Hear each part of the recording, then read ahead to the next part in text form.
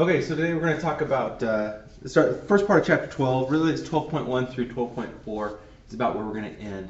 And the first thing we need to understand is that we're going to focus very, very heavily on sound in this chapter, and that's really what we're trying to understand and study is how does sound travel and how is it affected due to different speeds and different materials.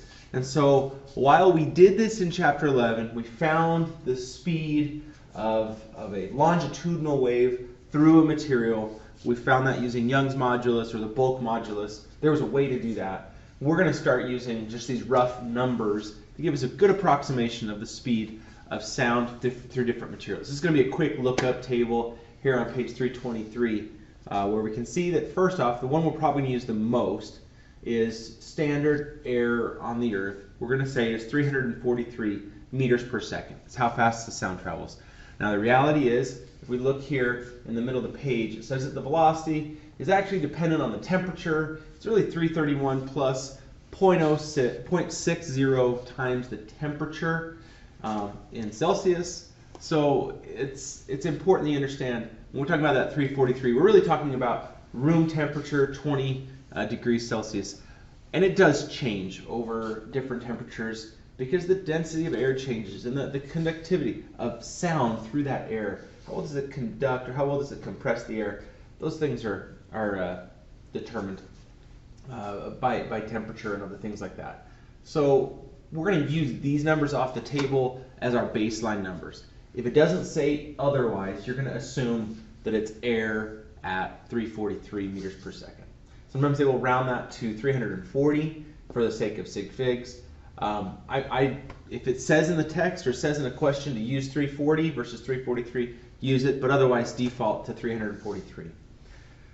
The next thing that we need to talk about, there are two concepts. One is the concept of loudness, and we're going to talk about that, how that's connected to intensity, where that's the energy that's being used or being displaced, or being not used, but being projected by that sound, how much is being traveling through that sound. And then there's the pitch, which is it a high sound or a low sound? And typically humans can hear from 20 hertz up to 20,000 hertz. You got to realize that not everyone's ears are exactly the same, and so some people just cannot hear as high, and some cannot hear quite as low. And we're going to do some experiments in class where we'll get to play with that a little bit with some tone generators. Different animals have different shaped ears, and they're able to hear different things.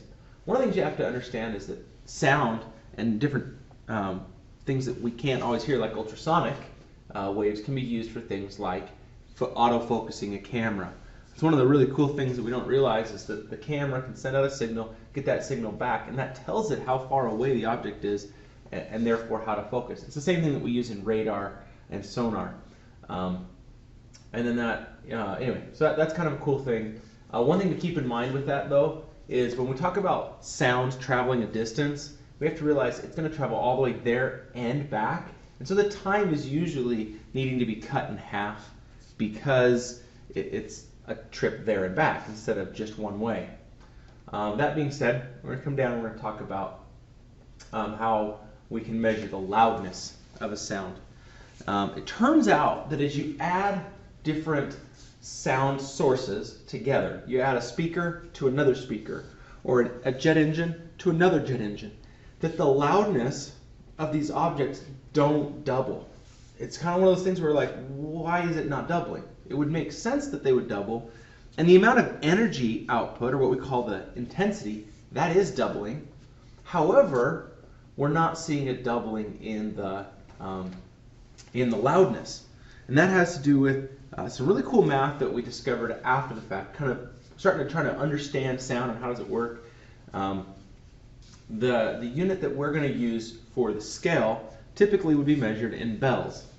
However, because of the size of those units, we are going to change that, and we're going to say that we're going to use what's called a decibel. Now you guys know a deci, with that unit we never use, that prefix. We use milli and centi. We never use deci, but deci is a division by 10 instead of 100 or 1,000. And so we're going to have this specific formula that we use for decibels. There's a couple things you need to understand about this formula. This is going to be how we calculate the loudness. Okay, that right there is loudness. Okay, and it's always measured in decibels or dBs. Okay, that's its unit. The other thing that you need to understand is that we are using a logarithmic scale. While I said you can't double the sound to double, or you can't double the intensity to double the sound level, there is a relationship, and that relationship is a logarithmic one. Now, a couple of things you have to understand. The way this is measured is 10 times the log of this would be the intensity of the sound, and we're dividing that by this I naught is the threshold of hearing. It's what we can barely make out as humans. This is like that super soft rustling of leaves. I mean, we're so soft, we can barely hear it. The whole pin drop idea. The I naught is 1e negative 12 watts per meter squared. The way we type that in the calculator is really important. It's not, you'll see me write a lot of the times 10 to the negative 12. And you can type that into the calculator, but it's not 10e negative 12. It's really 1e negative 12. So you got to be careful how you put that in. I prefer to just type it as 1e negative 12. Now, you're going to get really comfortable with it, and hopefully you become aware of how to work with that. A couple of things you're going to have to keep track of. One of them, how in the heck do you actually solve for an intensity in the problem? And so in class we'll go over it, but I know you have some math background. You should be able to solve for the intensity. You know, if you think of a number like 80 equals 10 log of I over 10 to the negative 12. If this was the problem and you're looking for this intensity here, you know, first thing we'd do is divide by this 10 to get 8 equals log of I over 10 to the negative 12. And at this point, I would transfer from a logarithm into an exponential. Remember, this log, because it doesn't have a base, is base 10. And if I write this as an exponential, you could say, take everything and make it the exponent of 10. It'd become 10 to the 8th equals I over 10 to the negative 12th. That removes the logarithm, right? If you want to do it that way, you can say it that way. And then we just times by the 10 to the negative 12th. And we know when we multiply, we add exponents. This becomes 10 to the negative 4th. Would be our intensity that creates an 80 decibel sound. Anyway, that's a little bit of the algebra. I know some of you will probably be like, Mr. Welch, this is super easy. Others, it's like, oh yeah, we haven't done that for a long time. But that's going to be something that we calculate over and over again, this idea of how loud is stuff. And when we put two sounds together, how do they affect each other?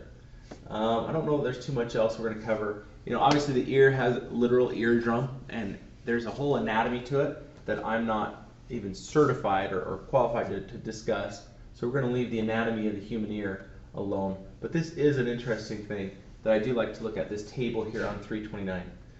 Depending on what the pitch or the frequency of a sound is, you know, if you think about it, okay, say something is 20 decibels. Can I always hear everything that's 20 decibels loud? The answer is no. Okay, from here to here, at those frequencies, I can hear something that is that quiet. Now, when something gets louder, we can hear it much earlier and longer. So I can hear something that's loud even when it's at a really low frequency or at a really high frequency. That means is the pitch. You think about singing a high note, okay? If I'm singing a high note, it seems like we're able to hear it at just about every volume. But those low notes,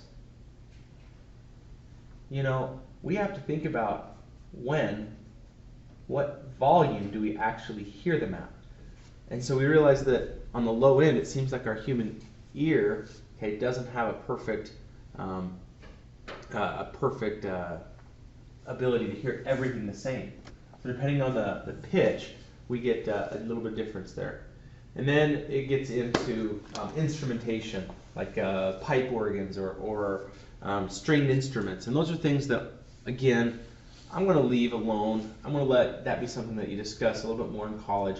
If it's something that you're really interested in, you'll do a lot more study of it. Especially those of you who have a background in music, you can do a lot of understanding of this concept of harmonics and why putting your finger on a specific fret of a guitar changes the note a specific way in terms of its frequency. I'm going to leave that be, but just understand if you're interested in that, you want to read a little bit more about it, some very, very cool stuff. Be a great physics project for second semester as well if you need a demo. All right, that should be it. We'll see you in class.